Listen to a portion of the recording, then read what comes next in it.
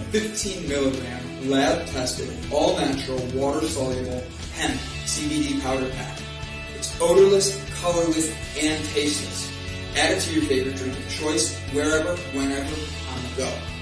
Quickly find your calm, your balance, and your delight when you need it most.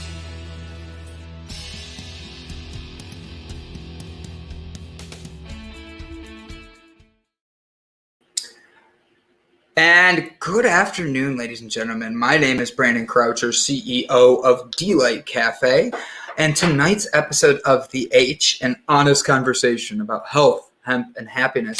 I'm actually very blessed. I got to have the last few minutes having a conversation with the guest, and she has an energy about her that just, it exuberates positivity. It shines brightly through her, and then she has this smile that is going to make everybody want to just not just be here, but want to find the joy in their life. Her name is Aylesa Kanski. Kanski. You know what? Kanski. That's what she gets because I'm so focused on the first name. So she writes about trauma and joy, how they go hand in hand to create who she is as an author, mother, and overcomer.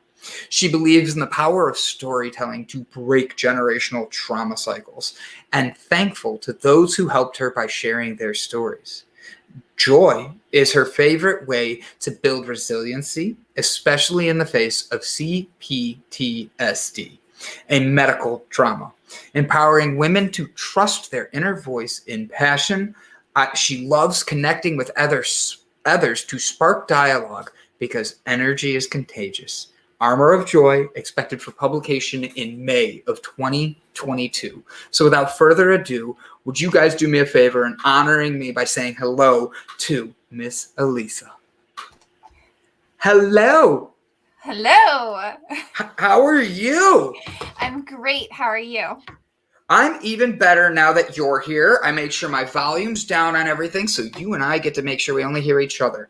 So right off the bat, I want to say, you were teaching me things in the back, and I'm like, save it for on air. CPTSD. Did I say that right? CPTSD. Yes. What is that? So now I'm gonna. Don't worry. Your name is Alisa. I got you. Okay. It is complex post-traumatic stress disorder. So you've probably heard of PTSD. Post-traumatic stress disorder. CPTSD is complex. And basically what that is when you've experienced a trauma over a period of time or multiple traumas that have left you with complex PTSD instead of just one event happening. Wow. Wow.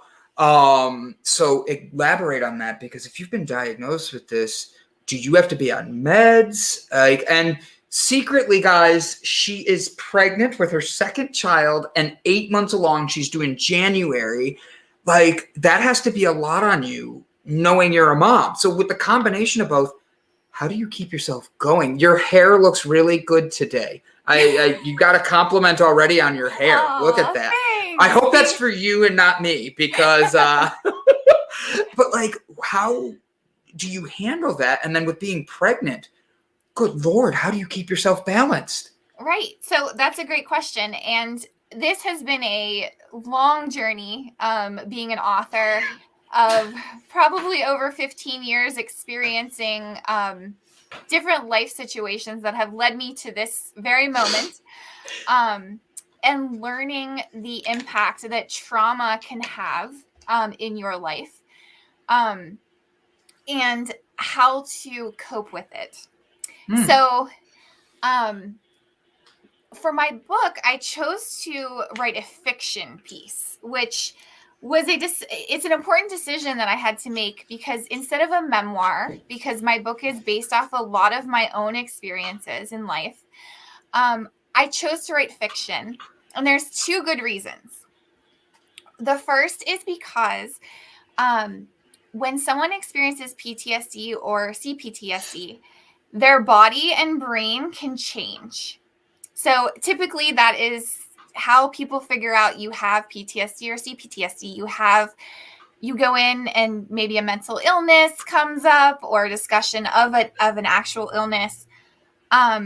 For me, telling my story as a memoir would have triggered the ways that my brain has changed because of my experiences. And I didn't feel that I could effectively share how I've coped in my life by just sharing the facts of my story. I felt like I needed to do it through a fictional character. Mm-hmm.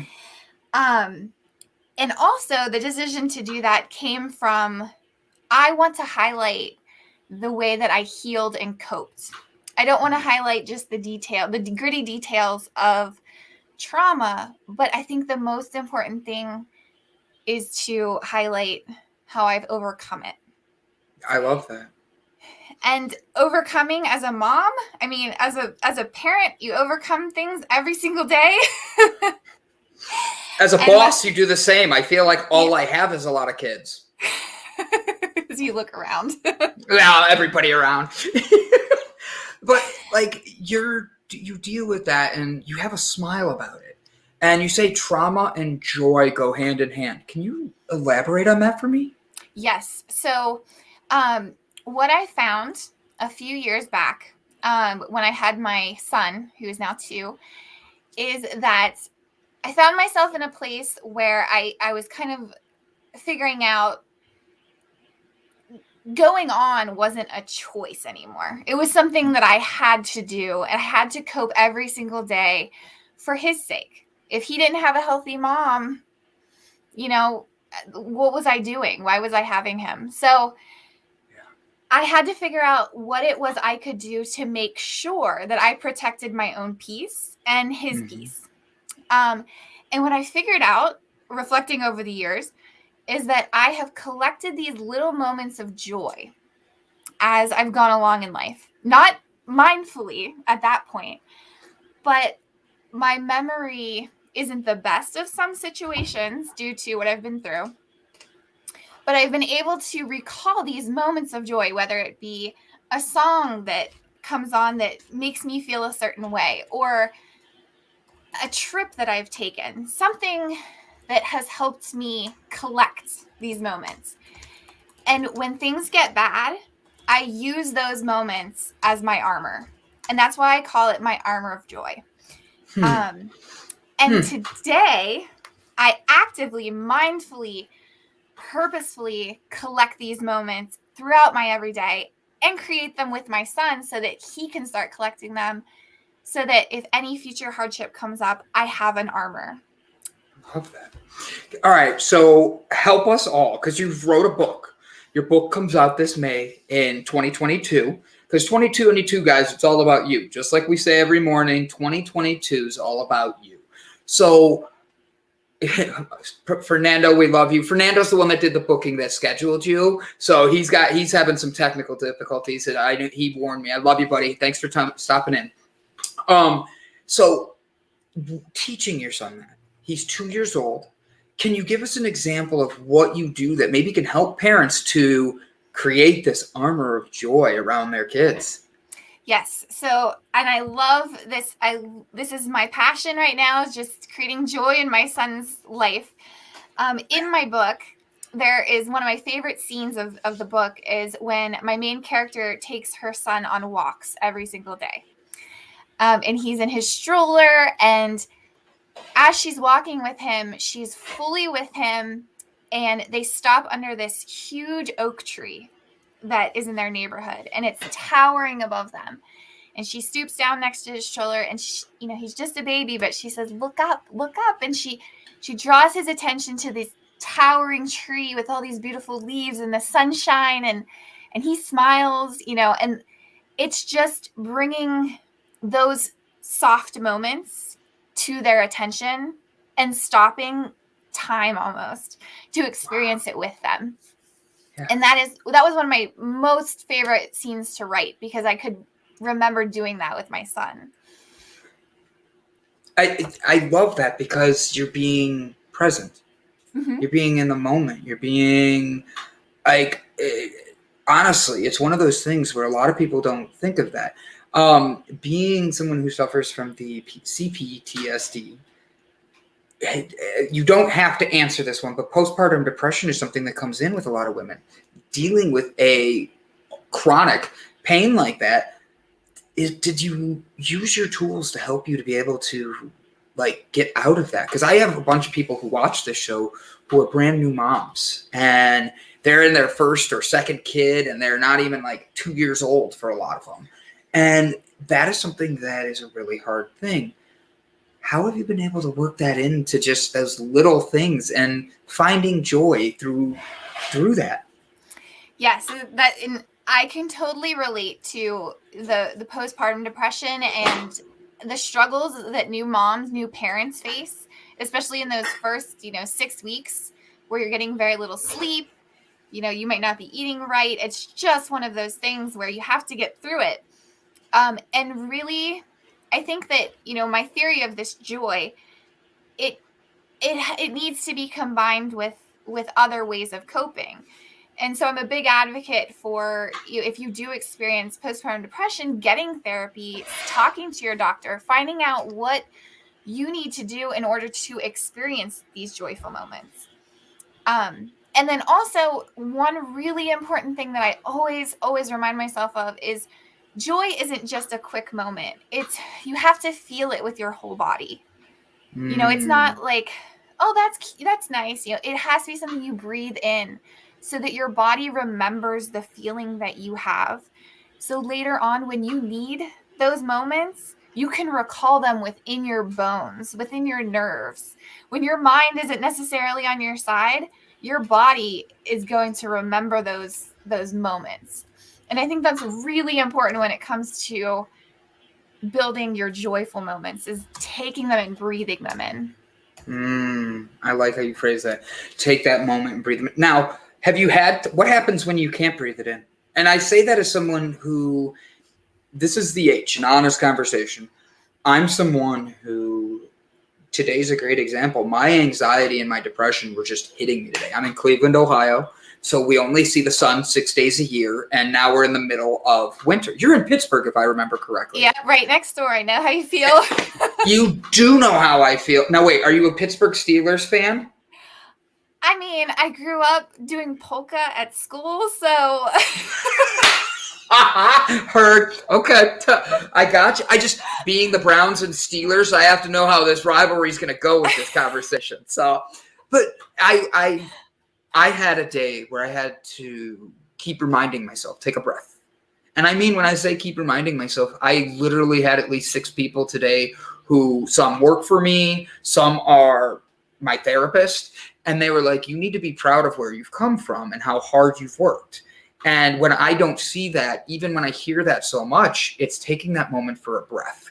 How do you reset yourself to find that joy if life just seems to keep coming? How do you recommend, if I was your client, how would you want somebody to find that joy? So I've been there many times. In my introduction in my book, I specifically talk to people who are really, really, really deep struggling, because I know that feeling.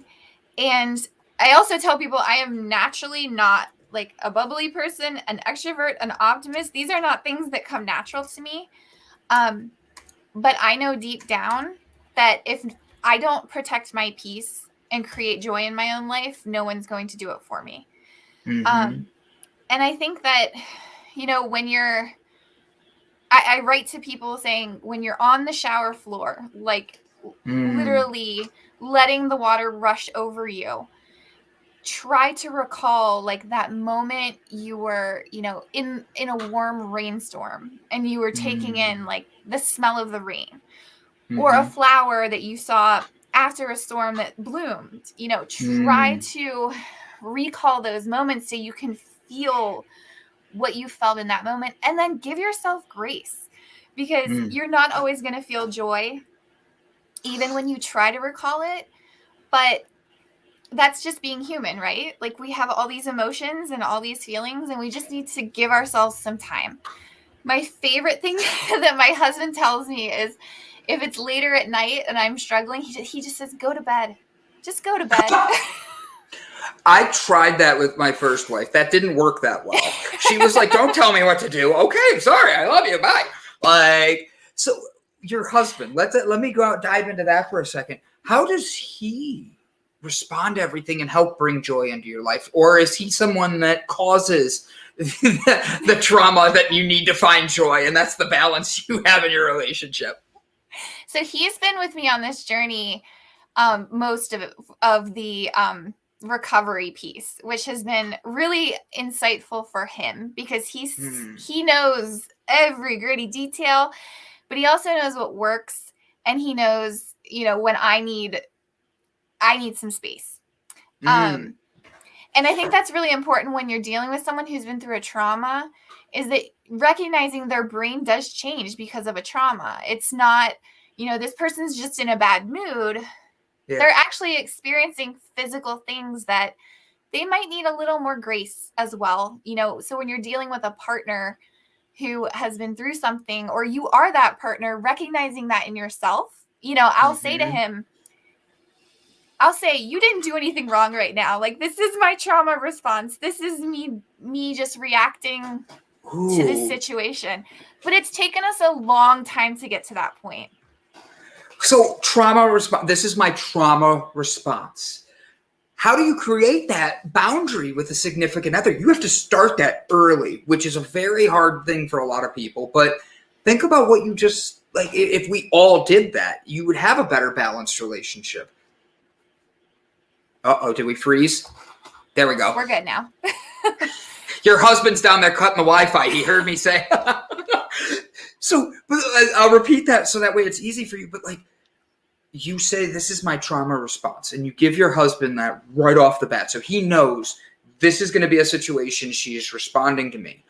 How did you two create that boundary, and how do you keep it fair for one another? Yeah, so a lot of communication.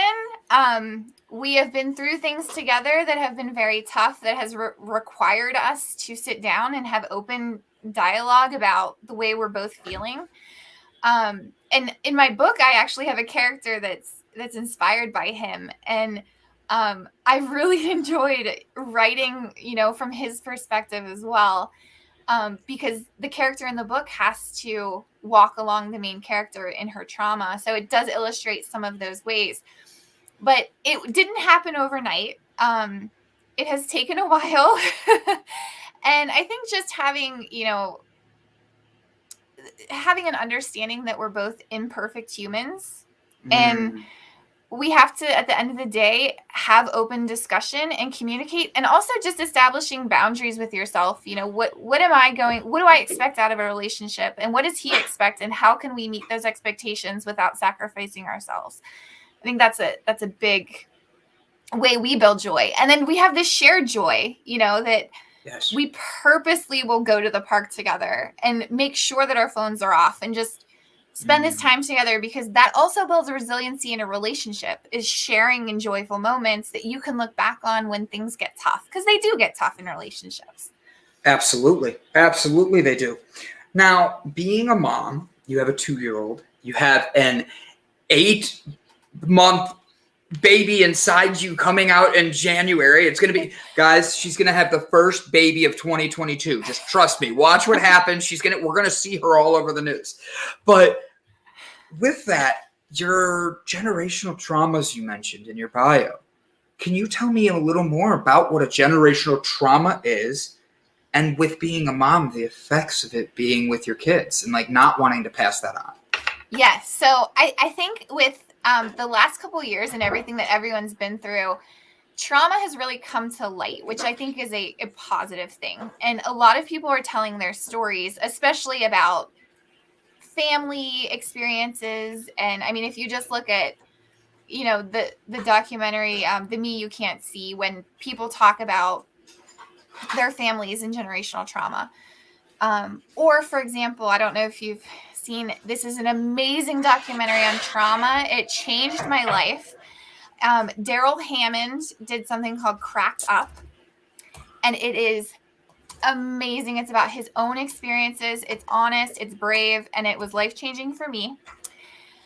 And it just talks about we pass trauma from one generation to the other. And how do you break that cycle mindfully? How do you make sure that you aren't passing those things on to your children? And I believe that joy can also be passed down. So I am aware that I have, trauma in my past, and that I may be susceptible to passing that to my children. So what am I going to do to build more of a resilience? And that is to pass joy to my children, to make sure that I'm mindfully passing joyful moments to protect him. Mm-hmm. And that way, if he experiences hardship, or if he has, sees a moment where he doesn't necessarily like his mama, then he has these joyful moments to back him up. But I really think that, making sure we're being purposeful when we raise our children, and even teaching them about, what we've been through, our experiences as my children get older and they have questions, I'm going to answer them honestly. I'm not perfect, but, I'm trying the best I can. So with generational traumas being passed down from one to another, working on yours is one, but your husband's family has a whole nother set of traumas. If he doesn't work on it, can't those still be passed down to one another? And I think that's part of the reason that our relationship is so good, and is that we've both worked on our own shortcomings, as people. We've both experienced different things in life, and we come from different places, but we are open to working on ourselves as human beings, and giving each other grace, knowing the other person isn't perfect. And our kids aren't going to be perfect either. We need to give everybody some grace. We all have bad days. We all have things that we bring with us. So just being really understanding of that in our household, I think is important to making sure that we're all resilient at the end of the day. I think that's a great answer. So my next part of that is, how did you get involved in all of this, and why choose the Armor of Joy? How did you choose that as a name? So a couple years ago, after my son was born, my husband was actually sleeping on the floor because he had pulled his back out, and the only way he could sleep comfortably was laying on a floor. So he's next to the bed and I'm laying in the bed, and we're talking as we're going to sleep. And I had kind of a small business idea, and I was trying to think of words that describe me. I was kind of doing like a mental exercise, and he's on the floor, and I said, what are some words that describe me? And up from the floor, he says the word armor. And I'm like, and then he continued, he said, it's not like a hard armor though. Like, it's not made of like that you can't get through, you're and immediately the word that popped into my head was, it's made of joy. It's these moments of joy that I've put together throughout my life, link by link, and I'm still putting together to build this armor that will protect my peace, because that's what's important. I have to do that for myself and for my kids. Wow. I love how you phrase that. It's protecting my peace. Why write a book about this and try to teach others such a very profound and difficult life lesson? So I love writing. I love reading. I love the written word. I love dialogue. It's just something that has always appealed to me. And, when I was little, I literally had the collected stories of Edgar Allan Poe that was like this thick, like 7 in my nightstand. For some reason, I just loved curling up with a book. Like, it just made me feel safe. So as I've gotten older and people have learned bits and pieces of my story, I mean, even my own therapist saying, like, you can't make this shit up. Like, you got to write a book. Oh, now we're going to open that can of worms. Don't tempt me with this. I'm going to want to know what shit can't you make up? Come on, Alisa. It's a lot of it's in the book. You're not even going to give me one. Give me one juicy story. One juicy armor of joy. I'll make this easy. I'll watch this. Watch this, all right? I was going to do this after this, but I'll give you a second here because I'm going to pull your video up here for everybody to see. And I want them to see what you're talking about here. Okay. It's only a minute, guys.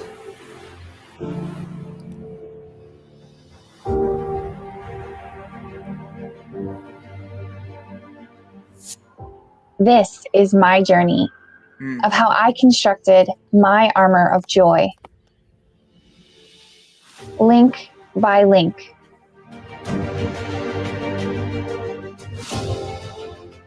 Forged in trauma. Indestructible, even to myself.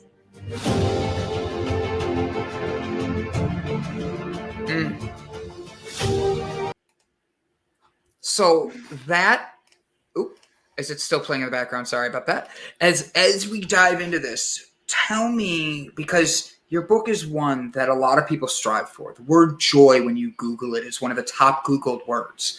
And people are striving for this. And then you're going the opposite, going, no, this is the armor of it, and trauma creates joy. Tell us a story, something like, I picked on you before the show saying, so before we get going, I saw your video full of pills, but I don't want to tell everybody you're a drug addict and you came out of it. Help me know how to say this right. And you laughed. And I was like very grateful you understood how genuine I was being. Talk to me though. You've been through pains and made some really big triumphs.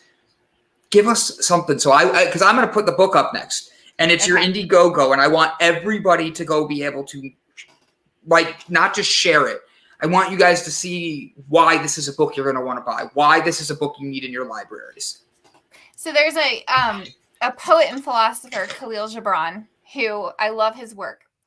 And he has a quote that speaks to the answer to this question.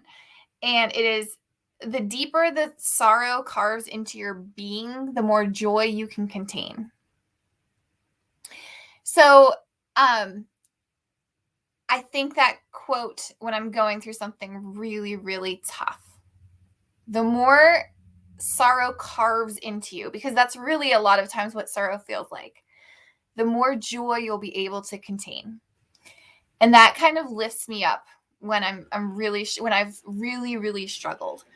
It hasn't always been mindful. Like I haven't always had that quote with me, but that's something that I would want readers to think about.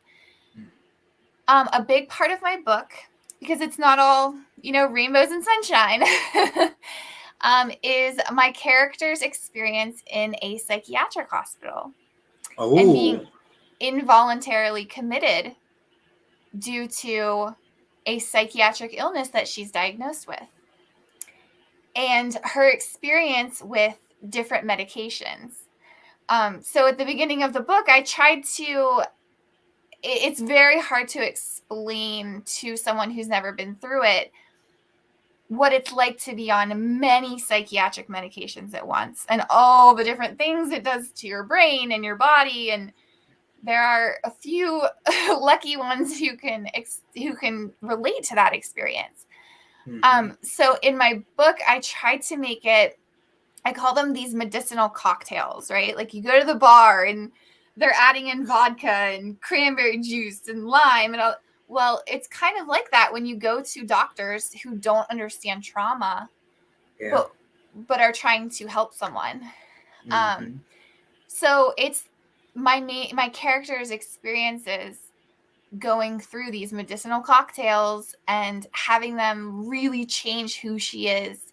Mm. And then knowing deep down inside that something is crackling. There's a spark in there that she eventually learns how to embrace and ignite. So there's one of the chapters takes place in a psychiatric hospital, and you'll see how she collects joy even being involuntarily committed. Wow. That's a really heavy, thank you guys. That's a very heavy topic. And to share that, okay, so I wrote a question down because you mentioned this about you and your husband. You and your husband will go to the park and you'll turn the phones off. Why is turning your phones off essential? Because I've noticed, we were on vacation a couple years, last year, or the year before. Last year was COVID. So, I was in the back seat with my son who was in his car seat, and we passed this beautiful mountain out the window, and we were in Virginia. And I remember looking at it thinking, that mountain is amazing. I got to take a picture of it. And then I stopped myself and I said, I could take a picture of this mountain and experience the picture of the mountain later, or I could just leave my phone alone and experience it, just me in the mountain through the window, and breathe that in and take in that experience that I wouldn't get with my phone. Yeah. So it's like being at a concert and like recording the concert the whole time. Are you really taking in the music and the atmosphere and the energy of being there? Are you really ingraining that in your body? Or are you just kind of pressing record and you'll watch it later? It's not the same. No. And are you really going to watch it later? Like, like all of a sudden you realize when you're watching it later, like, the sound quality is not as good. And, Justin Timberlake looks like an ant, not like right up in front of me like I thought it would do. And being in the moment, you catch a lot more. And I say that as someone who went to a Justin Timberlake concert and got a picture of him, and he's spinning, and I got a picture of him aiming right at me. It was perfect. But I remember when I got the picture and I developed it and all that, there's at least 75 phones in front of it. And everybody's like this and like holding it up and they're taking their pictures. And I've spoke to so many photographers for weddings, and they say that's their biggest critique is keep the phones away. Nobody needs to be taking pictures during the wedding ceremony, because that first kiss, when grandma leans out to take a picture, I should know which way I'm leaning. Grandma leans out to take a picture. She might be getting in the way of that one picture that they really needed or wanted, And it's so ironic that you bring that up, because we actually banned phones during our wedding ceremony. I love that. We announced beforehand, please just be with us in this moment. We had people like hiding in the bushes, but it was kind of like, we want to remember this. We hired a photographer. He'll take pictures, but this moment we want to be with you. We want to see your face looking at our faces and talking to you and just experiencing that. And there's a place for photography and there's a place for pictures in life and in joy, but you have to balance it with these moments where you just take in what's around you. Have you had those moments where you're taking in, and I'm going to phrase this in a unique way, but you're taking in the moment, and then your significant other or a sibling or a friend says something that takes you out of the moment, and then you can't get back in it? Yes. So I think, and you're touching on a really important point, is that I believe there's joy in two ways that are important. There's shared joy, where you have experiences with your significant other or your family or your friends or even strangers at a concert. There's shared joy. Then there's joy in life that is not dependent on anyone else. It is solely you and your environment. And I think that those moments are the most important. When you can recall something without it being dependent on your relationship with another person, because you never know where your relationships are going. You never know. Someone might not be here tomorrow, and thinking of that moment might make you feel a little sad. But if it's just you, no one can challenge that moment. No one can say you didn't feel that. No one can say you didn't experience that, because that's your moment and you're taking that in your body. No one knows what you feel. And no one can take that away from you. That's something that, even if everyone around you is saying, nope, you didn't see that mountain's small, you didn't, that's my moment and no one can touch that. So I really think that, and I try to touch on this in my book too, is that we have to have these deeply personal moments that are not dependent on others, in addition to the shared joys that we experience. So I love how you phrase that, because you're actually like explaining that the way I heard it is you have to take the time to find the joy, because not every moment is going to be joyful almost. And I look at that and I think back to, through my mind, how many times I chose to let somebody else's energy control my joy. And once you start doing that, you break those barriers inside yourself, I think it makes a bigger difference. And you could tell me I'm wrong. Please do. That's the point of this. And I like that you're looking at joy while saying this is your choice to put your armor on or not. You and I talked before the show about the armor of God. And I look at it, it's like, if we're going into battle, that means you're leaving your house, you're leaving your house and you're going out and you're starting something, you're going to go out for the day and all that. You almost have to take up the body armor of God. And one of those is joy. And I look at that as you're choosing to put that armor on, not go out and let others influence you. Would you agree? Yeah, I think that especially those people who have dealt with trauma, because trauma is such a deeply unique, personal thing. No one experiences the same trauma the same way, and no one's body responds the same way. That, a lot of people who have experienced trauma or anything like depression, anxiety, that sort of thing, it becomes very lonely and it becomes very deeply personal, where a lot of people can't get inside your head, so they don't know. So your job is to create moments inside your head that you can fall back on when those terrible things happen and you feel so alone, that you're really your own best friend. You're your own self-advocate. And I talk a lot about medical trauma because I think a lot of doctors don't recognize that people have been through traumas and it does affect the brain and body, and they don't explore that enough. It's very like 15 minutes with a patient. Here's a pill. I hope you feel better. Instead of like, let's look at what's happened to this person and why they feel this way. And then how can we cultivate like their own empowerment? How can we help them heal themselves? And it's possible. And I think that we don't put enough emphasis on that. I actually like how you're phrasing that, because we don't put enough emphasis towards that. And how can I start that? Let's say I wake up tomorrow morning. How do you put a better emphasis just naturally for yourself into arming yourself in the armor of God? So I think one thing is I just did a post on this, is waking up in the morning is I already told you I'm not like a naturally optimistic, bubbly person. So in the morning, when I'm trying to plan my pre-sale campaign, I'm like, oh, this bad's going to happen. This is going to be challenging. This is going to be hard. And then I kind of took a deep breath and I said to myself, but there's so many opportunities to create joy during this campaign. Like, it's not ignoring those hardships or challenges that we could face, because those are real. Those are things we have to deal with. But it's choosing to put your mental energy and focus and weight on these joyful opportunities that we can have, like this discussion. It's being able to say, like, I might not meet this goal, but listen to this dialogue that I had. It's just really choosing to mindfully put your mindset on those things and not ignoring the bad stuff either. So I have a question on this then. So with that being said, you're taking, there's my buddy Dave. I knew he was the one that popped in the back, and he has a show tomorrow. I'm like messaging him really quickly going, bro, you're in the wrong show.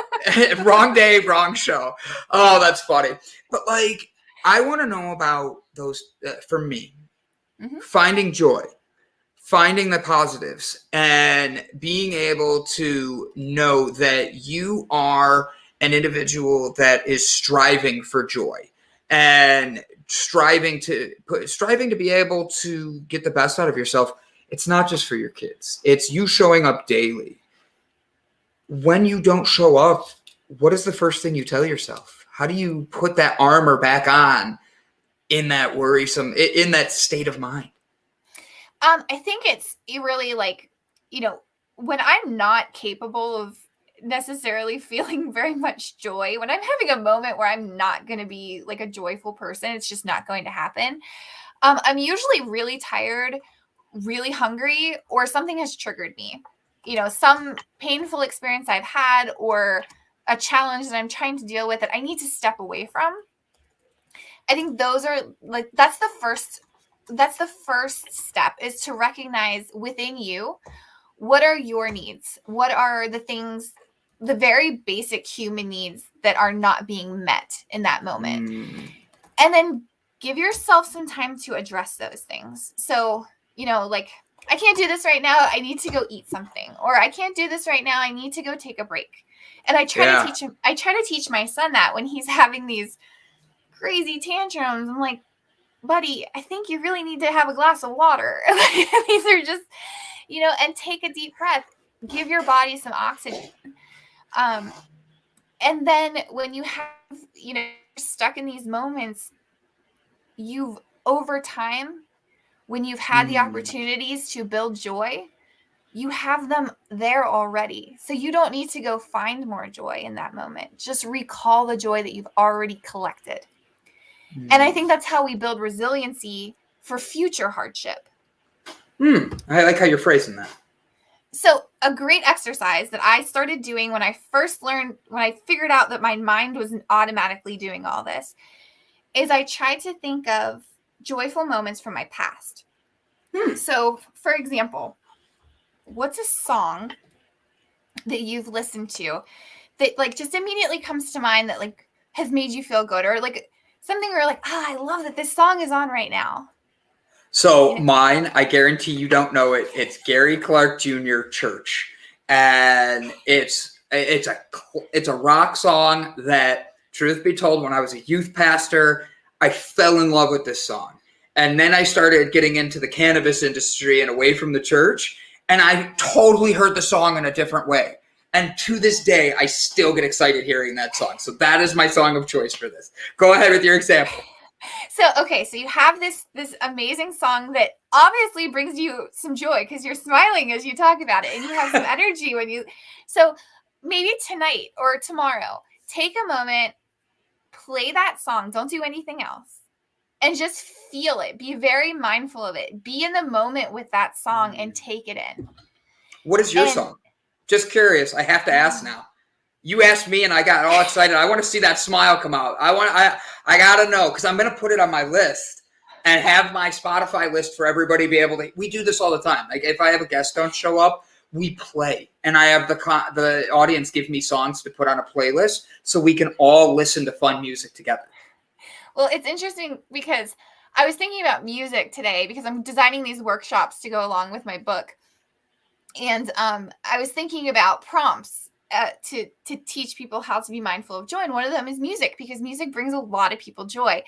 And I thought over the years, depending on where my mindset was and the situation I was in, I have really delved into every type of music that there is.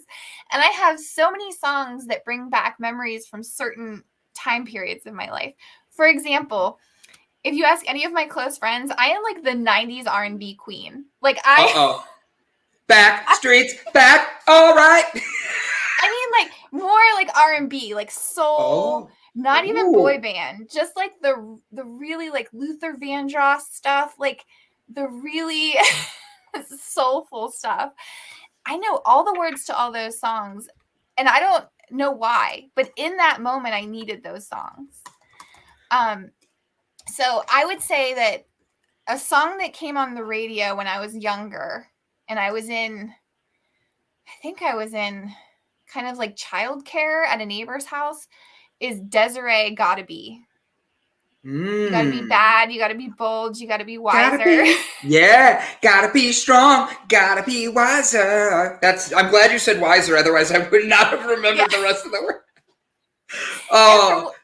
For whatever reason, I needed that song at that time, and it still brings me, yes, Jodeci, Boyz II Men, yes. See, he comes in the back, and you and him have the bond now. I love it. I won't tell his wife if we won't tell your husband, all right? He's already cutting your Wi-Fi off. I got it. Well, 90s R&B, I mean, it's like there's something about it. But Yeah. The hug? When you hear it, like when I hear that song, that Gotta Be song, there's something in me that comes out from when I was younger, that joy that I experienced when I heard that song that I always remember. So I try not to overplay it because I don't want to spoil that. But that's just something you can do. It's like an exercise. Is like listen to that song and really delve into like how great it makes you feel, you know? Yeah. I like that you say that. So what would you is your way of starting your day? If you have a song, do you have a meditation? Do you start off in silence? Or do you walk around like yesterday? I walked around and I just told the universe, show me something to be happy about. And I didn't have my phone in my hand. There were birds chirping outside my window the second I finished talking. And I was like, thank you. Like it was amazing to me how aligned it happened. What brings you joy first thing in the morning? And if you say it's your husband sleeping on the floor, I'm going to laugh my ass off. That's all I got to say. Well, it's funny because I'm home with my toddler most of the time, and my husband is so generous. He wakes up with my toddler now that I'm very pregnant, and entertains him because he is energy from the moment he wakes up. But he knows I have to take a hot shower in the morning. Oh, like first thing. First thing, I wake up, like I need to take a hot shower. I think it's because I have dealt with a lot of trauma through dreams, and at night, you know, a lot of people with PTSD will deal with nightmares or things like that. So sometimes my nights are extremely productive. And then there's other nights where it's like, oh, I just wake up and I need to just like refresh myself and just get kind of like my head on right, where I'm not worried about anything that's going around me. I'm just taking care of myself. And I've learned that about me. You know, I used to try to skip it in the morning, but like now I just know that that's what I need. And I love listening to music in the morning. It always just puts me in such a good mood. So I have to ask, what has been the hardest part of writing your book, and why did it bring you joy? So the hardest part was definitely recalling those traumatic experiences or things that I like. You literally go there in your head, and I strived to take the reader there as well, so that they could understand how deeply that sorrow carves in, so that they could feel how deeply the joy can fill it up. And so that was probably the hardest part, is really going there in my head, and also limiting, you know, my writing times. If I wrote a really hard chapter, I would make sure that I got up and took a break and went and created some joyful experiences, because I knew that I had just relived some things. And then my absolute favorite part of writing this book has been connecting with other storytellers and people who, like yourself, who are open to, because I think storytelling is just so important to connect as like other humans and make sure that we are validated in what we experience. Absolutely. So those shared, and that's why I'm so excited about my pre-sale campaign, because it's all about connecting with readers. And I think that's been my most favorite thing, is just being in it with other people. I love that. That's such a great thing. So I have to ask, what brings Alisa joy? Immediately what comes to mind is my son and his You put your son above your husband? Oh crap. Yeah. Oh, have you met my husband? Yeah, you would too. No, I'm just kidding. Your husband, you complimented him earlier. I want to make sure. The jokes are just fun. But your son, I love that. You have a 2-year-old. Your son brings you joy. Does he still sleep in the bed? He sleeps in his crib. Okay. He's been a very good sleeper ever since he was pretty much when he was born, which thankfully, you know, but he just has this giggle and this laugh that is like really contagious, where we'll be out and he says, you know, in a group of people he doesn't know, he'll just go, bye everybody, or he'll say, ladies and gentleness, like he's a natural born like entertainer, and he loves connecting with strangers and other people. And I just love how he exudes this energy Yeah. that is Yeah. like, it makes me feel good. It makes me feel energized. He's just a little guy, but he does so much for so many people. So That's awesome. That's awesome. So we're coming to the last few minutes of the show here and all that. I want to show everybody your Indiegogo. I shared it. I'm going to share it again, but I want everybody to be able to know, like, this is like a book for you guys. Like, this is a book. Pre-order the ebook is $15. This just went up, guys. You could pre-order the paperback and get that. Or you can get 2 copies with a personal note where she tells you to go screw yourself right inside the Armor of Joy book. But in all seriousness, thank you for laughing at that last one. Tell us about, like, this and what your ultimate goal is for that. Go, hit it. You're all good. You jump in there. I'm like, wow, she was ready on that one. Go. I've been focused on this for the last 24 hours, so it's right there.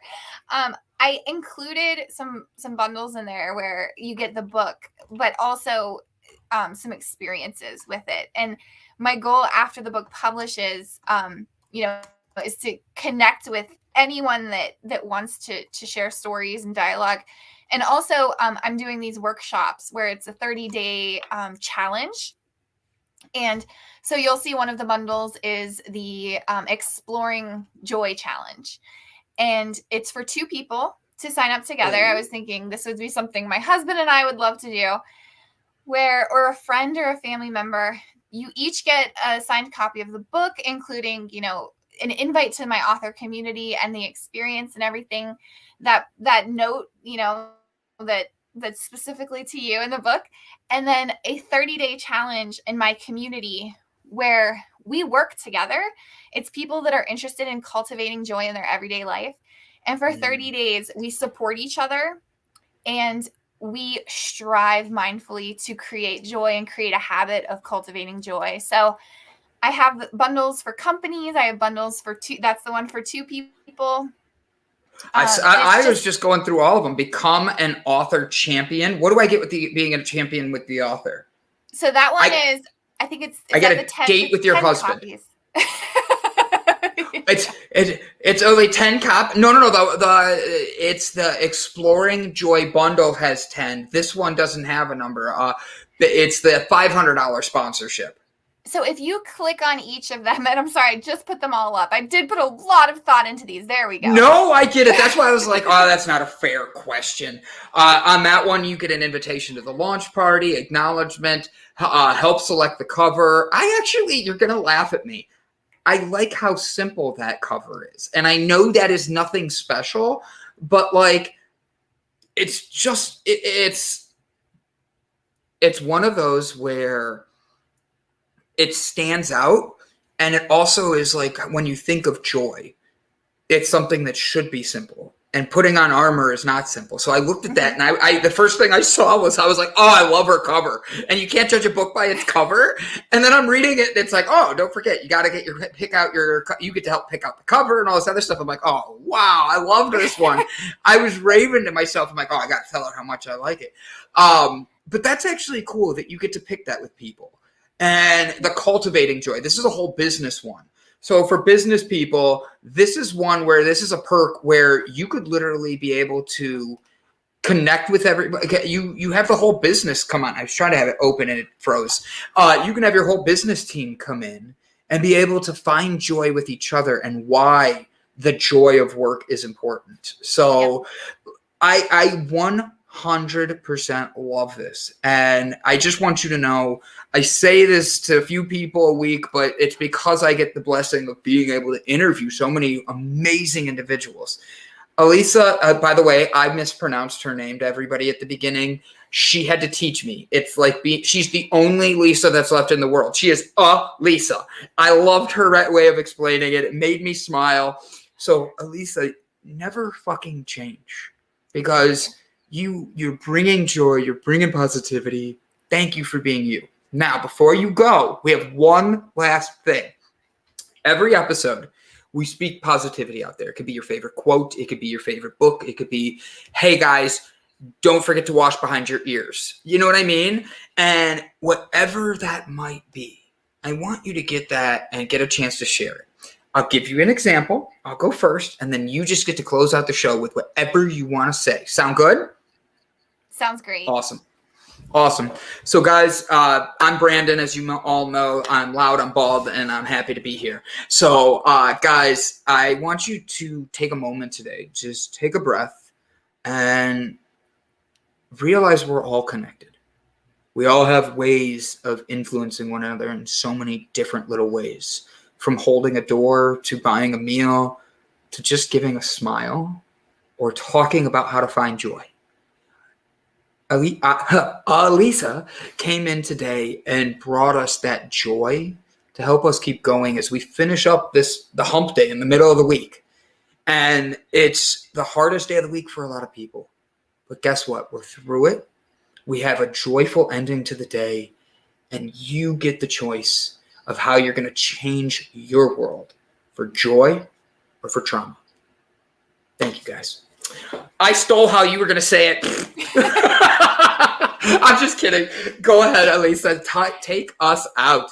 Well, I wanted to thank you, Brandon, for having me and for giving a voice to joy with all of your episodes, because that's really so important, is to make sure we all have a voice and we're voicing joy. A quote that I'm going to leave with is actually already on my desk because I love this quote. It is by Desmond Tutu, and it is from his book that he wrote with the Dalai Lama. And it is about joy. It is discovering more joy does not save us from the inevitability of hardship and heartbreak. In fact, we may cry more easily, but we will laugh more easily too. Perhaps we are just more alive. Yet as we discover more joy, we can face suffering in a way that ennobles rather than embitters. We have hardship without becoming hard, and we have heartbreaks without being broken. Absolutely amazing.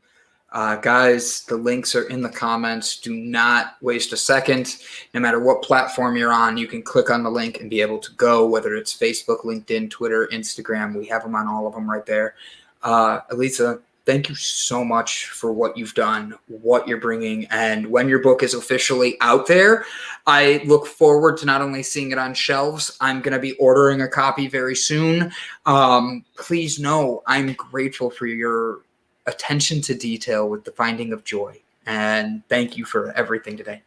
Thank you. Guys, absolutely. Guys, have a good one. Go be the light and change you want to see in the world, because nobody can do it unless you start with yourself. Bye, guys.